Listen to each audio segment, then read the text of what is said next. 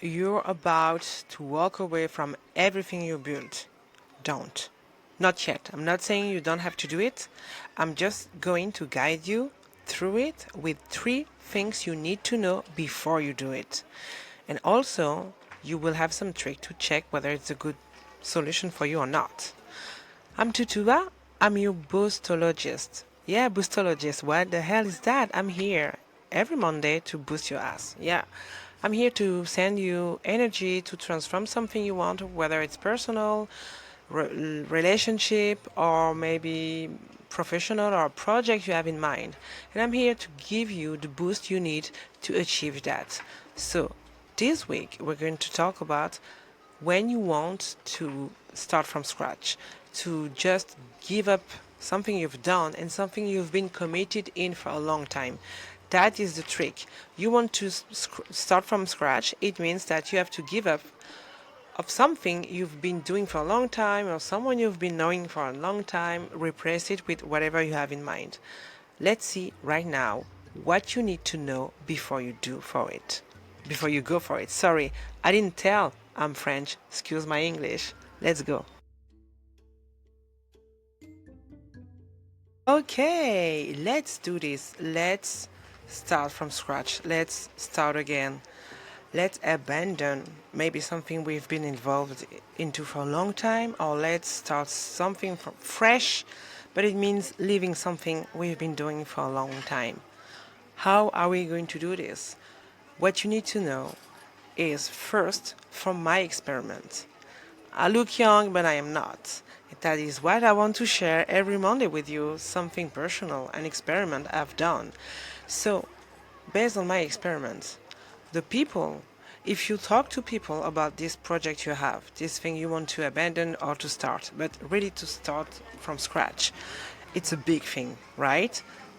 If it's moving from another to another country or leaving you 15 years old marriage or whatever you have in mind, it's a big deal. So of course you are going to want to have some other opinion.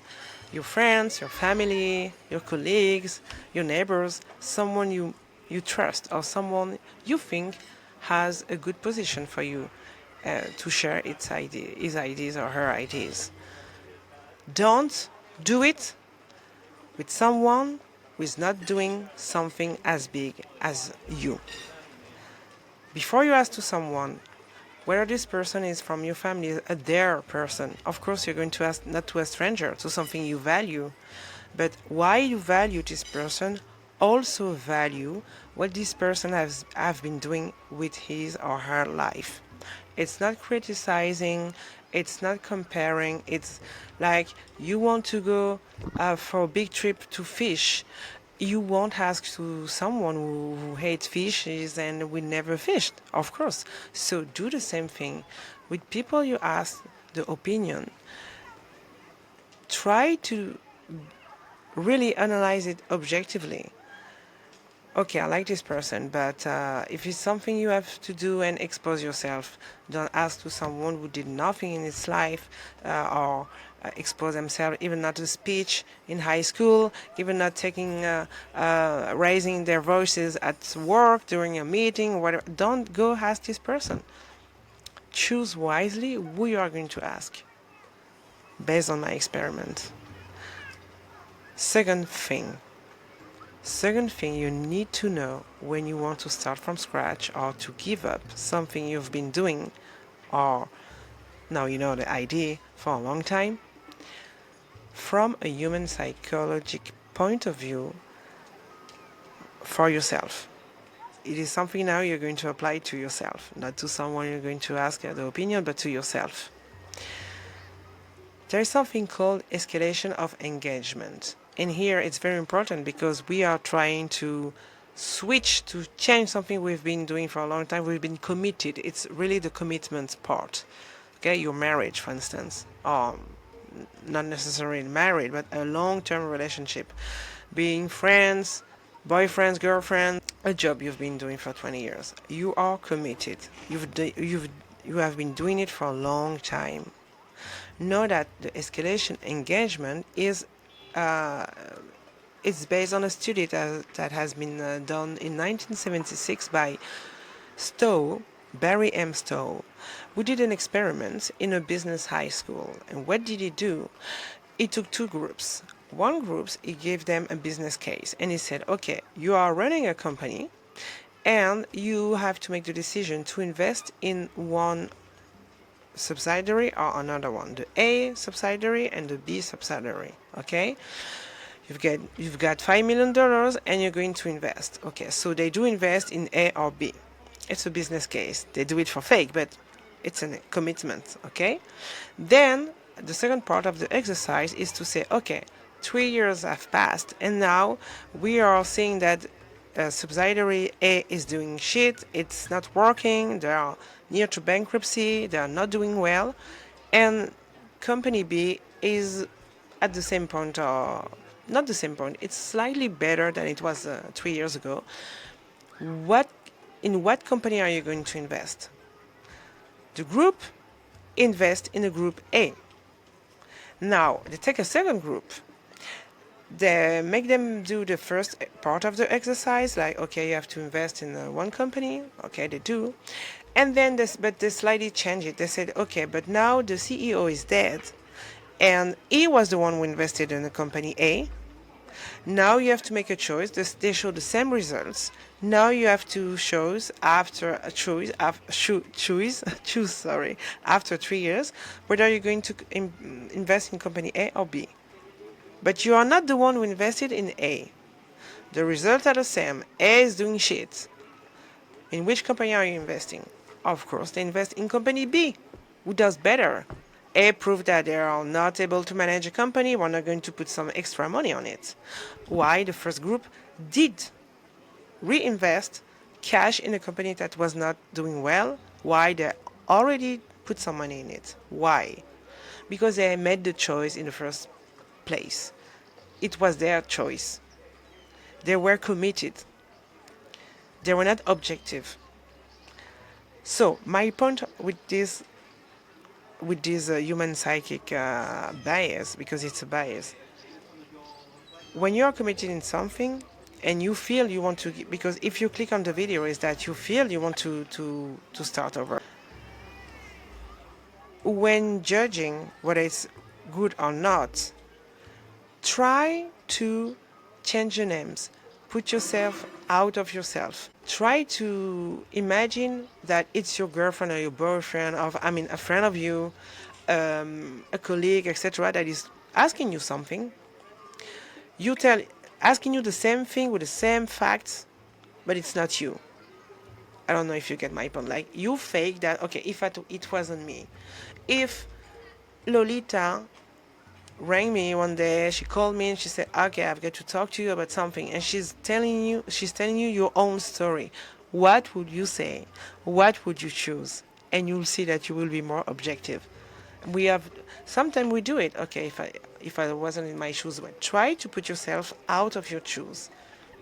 Try to, imagine your sister comes and say the same thing to you. What would you say? You will probably not react the same way. Try to react out of your shoes, out of your body, out of your mind, faking you are somebody else. You will see you will have the right answers. Not really should I do it, because if you are wondering, it's that you already, you should do it. You know you do. You should do it. But how, and is it the right decision, etc.? When you are outside yourself, you'll see it's the right decision. But with the real facts and figures, not out of fear or out of your mind. Third thing you have to know, it's a stratagem of the art of war by Sun Tzu. It's a middle-age book, let's say a piece of book. It has not been written in the same book. Actually, it was some pieces gathered all together in that piece of book that we call The Art of War by Sun Tzu. Sun Tzu was a famous Chinese general, and so he left us as a legacy 36 stratagems. One of them, I want you to use it in your specific case. The stratagem is burn the ship, burn the boat, burn the vessels. What is the story of this stratagem? Well, they were a general. We wanted absolutely to win his battle. So to surprise the enemy, he had to cross a river. So he had a lot of boats with all his army.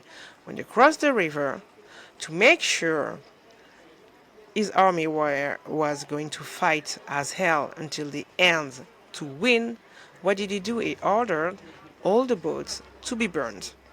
They were all burned. When the soldiers saw the ships burning, they knew there was one way out, winning the fucking battle. Otherwise, they could not get back to their homes. And they had to maybe, borrow some boats from the enemy. So, the meaning of this stratagem is that if you really want to change something from scratch, something started over, or stop a relationship or whatever you've been committed in, you have to burn something. You have to really give up of something for real, to abandon something. You cannot negotiate. Like, you want to, usually in marriage, you want to, leave your partner, but you like the house, and maybe you're wondering, maybe I should just say that we are over and live in one half of the house, and she or he will live in the other. No, no, no, no. This is not. This is not. You have to quit the house. You have to leave the house. You have to leave maybe town. Maybe you have to. You have to do something radical. Really, you have to burn something so you won't have no chance to come back. The only way out will be success or achieving this goal you have. That's the only way out. That's the third thing you should do to really start from scratch and to be able to, something you've been committed in for a long time is really a piece of you, a part of you. But if you are wondering, should I leave or not, is that the half of this piece is really rooted. It is already falling. It's not good. If you are already in that state of mind, not wondering, is that something is wrong. You know you have to leave it. Hopefully those three keys, tricks would have helped you make your mind maybe clearer about this specific thing you have to give up. I usually think that the fourth thing I want to share with you is humor, but maybe later.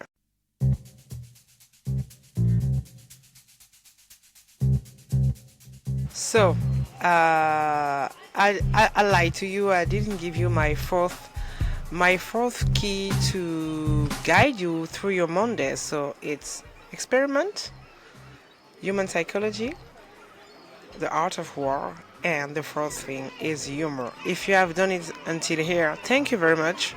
I hope the content has been helpful for you. And my bonus is that I'm going to make a joke, to make your Monday or your week maybe, lighter. But beware, it's a French joke, okay, so I just translated it, or at least I heard it in French, so maybe the humor is not the same, but at least it's my humor, so I will share it with you. Leave me some comments if you liked it or not, or if you have some suggestions. So the joke, it goes that way. It's a 7 years old kid, a teenager, and he never goes out. His father will never leave him go out to parties, etc. But tonight is a special night because he graduated, so he just wants to go out. So he's begging his father, please, please, please, please, let me go out. There's a party. All right, the father concedes, but he says, okay, you will be back at 1 a.m. and I will be here on the coach waiting for you. You better be on time. All right, thank you, Dad. Wow. He goes out, comes 1 a.m. Of course, if you have teenagers. No, he's not showing up at 1 a.m., 2 a.m., 3 a.m.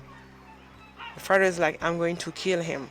4, 5, is still not here. He's slightly worried now. Wow, 6 a.m. It cannot be that it disobeys that much to me. 7 a.m. The sun comes back. The father is outraged, is furious, and the kids, no, no, no, no, dad, dad, dad, dad. Okay, okay, I know. It's 7 a.m. But dad, something special happened. Dad, I lost my virginity. Oh, okay. All right then. Wow. Um. All right, the kiddo. They want to talk about it. They want to sit, have a seat. I'll talk about it. And the kid says, "All right, I want to talk about it, but I don't want to sit." French humor, should we say? If you didn't like it, it's French humor. If you liked it, it's universal. So leave me a comment, leave me an emoji, whatever. But I really hope that this week, those tricks, keys will help you, guide you through the decisions you want to make, that thing you want to start from scratch. Well, wishing you luck on that. Hope it works. If you want to know more about me, don't hesitate to go to see the description, my website, and you see that I try to transform people not only on Mondays. That's my radical thing. That's my thing actually. I do it with strategy, with Sun Tzu, for instance, with tarot, which is the psycho part of it, and with consulting, which is the grounded part of it. I wish you luck.